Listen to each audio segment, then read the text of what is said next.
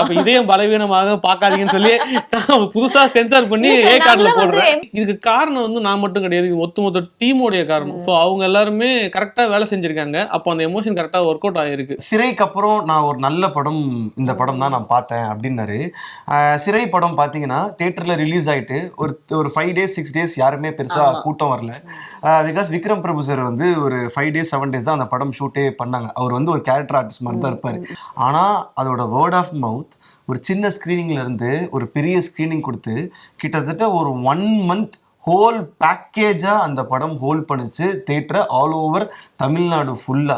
So யாரையும் வந்து phone பார்க்க விடக்கூடாது, யாருடைய கவன சிதைவும் நடக்கக்கூடாது. அதுக்கு தகுந்த மாதிரி கோரியா ஒரு கதை பண்ணணும் தான் எல்லாருடைய கிரியேட்டருடைய பெரிய கனவா இருக்கு. ஸோ வந்து அந்த கனவை நினைவாக்குன்னு வந்து பப்பு சார் தான் மக்கள். ஸோ எப்பயுமே மக்கள் கிட்ட நீங்க காமெடி, என்டர்டைன், ஆக்ஷன், பில்டப் இதெல்லாம் தாண்டி எமோஷனுக்கு இருக்குல்ல, எப்பயுமே உங்களுக்கு அதுக்கான ஒரு பெரிய ரெஸ்பெக்ட் அண்ட் வேல்யூ இருக்கு.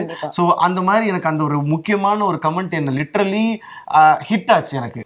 படம் வந்துட்டு எல்லாருக்குமே ரொம்ப பிடிச்சிருக்குன்னு சொல்றாங்க. அவங்க எதிர்பார்க்காத ஒரு ஸ்டோரியா இருக்கு. இது வரைக்கும் நாங்க வந்து அதான் நான் முன்னாடியே சொல்லியிருந்த மாதிரி பார்க்காத படம் கேட்காத கதை அப்படின்னு சொல்லியிருக்காங்க. ஸோ நீங்க இதை எப்படி என்ஜாய் பண்றீங்க இப்போ இந்த சக்சஸ் வந்துட்டு? இது கண்டிப்பாக அது கடவுளுடைய கிருபையில் நடந்தது தான் சொல்லணும். என்னன்னா வந்து இதுதான் மக்கள், இதுதான் ஆடியன்ஸுக்கு இதுதான் நாங்கள் கொடுக்கணும்னு நினச்சோம். ஸோ இதுக்கு தான் நாங்கள் ரொம்ப கடுமையாக உழைச்சோம். ஸோ நான் மட்டும் இல்லாமல் என் டீம்ஸோடு சேர்ந்து ஸோ இதனுடைய சின்ன ஒரு ரெகக்னைசனாக நினைக்கிறோம். ஸோ நாங்கள் 90% ஆஃப் ஆடியன்ஸ் நம்ம எங்கே சிரிக்கணும்னு நினச்சோமோ அங்கே சிரிக்கிறாங்க. ஸோ எங்கே அழகணும்னு நினச்சோமோ அங்கே கொஞ்சம் ஃபீல் பண்ணுறாங்க. அழகணும்னு நடிக்கிற இடத்துல சிரிக்கல. ஒரு புது டைரக்டரா ஒரு புது டீமுக்கு இதுவே சக்சஸ் தான். இல்ல சார், நான் கேட்டவங்களாம் ரொம்ப அழுதுட்டு இருக்காங்க. அது இங்கதான் இருக்கு சார்.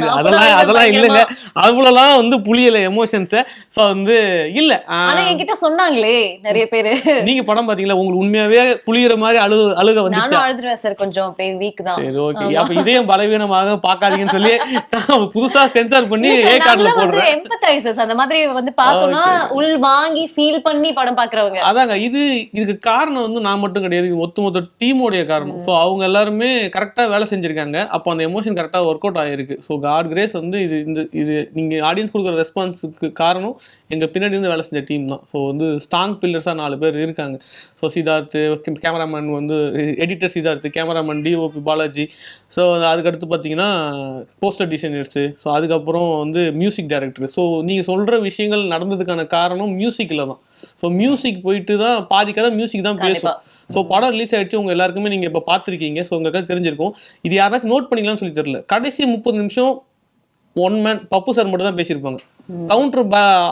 கவுண்டரே வந்திருக்காது படத்துல. சார் எல்லாருமே சொல்றாங்க இது இவருடைய முதல் படம் மாதிரி இல்ல, பயங்கரமா நடிச்சிருக்காங்க. எக்ஸாக்ட்டா கவுண்டர் வந்திருக்க சிங்கிள் மேனா வந்து பேசிக்கிட்டே இருக்க மாதிரி இருக்கும். இப்போ ஹீரோயின் பேச ஆரம்பிச்சாலும் சிங்கிளா பேசிட்டு இருப்பாங்க, ஹீரோ பேசினாலும் யாரும் பதில் பேசிருக்க மாட்டாங்க. ஆனா அவங்களுக்கு தனியா பேசிட்டு இருக்க மாதிரி ஒரு ஃபீலே இருக்காது. அது காரணம் வந்து முழுக்க மியூசிக் தான். ஒரு பக்கம் வந்து வேர்ட்ஸ், அடுத்தவங்க என்ன பேசுவாங்களோ அதுக்கு மியூசிக் அவர் போட்டிருப்பாரு. அந்த எமோஷனை மியூசிக்கா போட்டிருப்பாங்க. நீங்க என்ன எனக்கு பதில் சொல்றீங்களோ அந்த பதில வந்து அவர் மியூசிக்கா போட்டிருக்காரு. அந்த பிஜிஎம் தான் அந்த எமோஷனை எலிவேட் பண்ற மாதிரி. அதாவது நான் ஒரு கேள்வி கேக்குறேன், அதுக்கு அங்க சைடுல இருந்து பதில் எதுவும் வராது, ஆனா மியூசிக் பதிலா வரும்.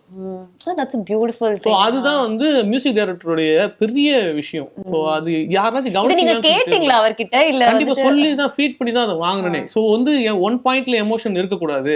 சோ எப்பவுமே படத்துல வந்து ஈஸியஸ்ட் டாஸ்க் என்னன்னா என்ன டயலாக் பேசுறோமோ அதுக்கு தகுந்த மாதிரி வாசிச்சிருவாங்க.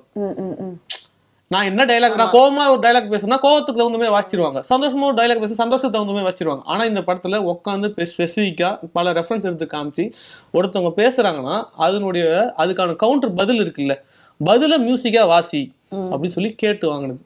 ஸோ ஃபாசில் அந்த வகையில ரொம்ப பெரிய விஷயங்கள் பண்ணியிருக்காரு. ஸோ ரொம்ப நன்றி சார். பேசுங்க சார். சாரி. இல்ல அப்படி இல்ல, நீங்க ரிலீஸ்க்கு அப்புறம் நம்ம வந்து நான் சொல்றதுனால எனக்கு ரொம்ப பிடிச்ச, எனக்கு ரொம்ப ஒரு செகண்ட் ஓ அப்படின்னு நினைச்ச நான் ஒரு ரிவ்யூ, ஒரு கமெண்ட் ப்ரெஸ் மீட்லலாம் ஒருத்தர் என்ன சொன்னார்னா, சிறைக்கு அப்புறம் நான் ஒரு நல்ல படம், இந்த படம் தான் நான் பார்த்தேன் அப்படின்னாரு.